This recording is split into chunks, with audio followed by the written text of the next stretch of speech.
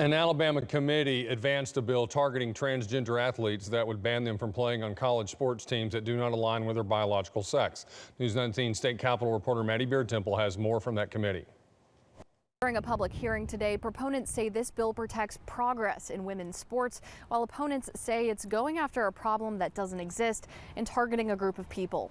Jeff Walker was the only person to oppose the bill during the hearing. Came down here today already realizing what the outcome was going to be, right? But I needed to have the voice of people who are being marginalized heard. He's the parent of a transgender child and says legislation like this makes it hard for his family to want to stay in Alabama. It demonstrates to us that we're not supported by the state. They don't really care about us. They don't care about our kids and their representation. My daughter graduates in a couple of years, and she's made it very clear she's not going to stay in a state that hates her. Other speakers supported the bill, citing physical advantages males have in athletics, saying the legislation protects women's right to fair competition. University of South Alabama sophomore Jasmine Staworski spoke in support of the bill, talking about her own positive experiences having played basketball and softball. Being a part of a team, that's where I learned how to work with others, and part of being a good leader is learning to work with others.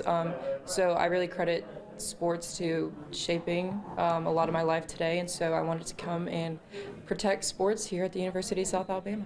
Staworski says she can't imagine having had to compete against a biological male. I mean, I remember times in sports I felt defeated and I was playing against other biological women. I would feel unfair. It would probably drive me to quit my sport. So. The bill also prohibits any government entity or athletic organization from taking action against a school or retaliating against a student who reports a violation of the act.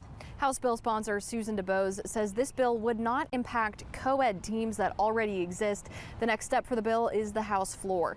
Reporting in Montgomery, Maddie Beard Temple, News 19.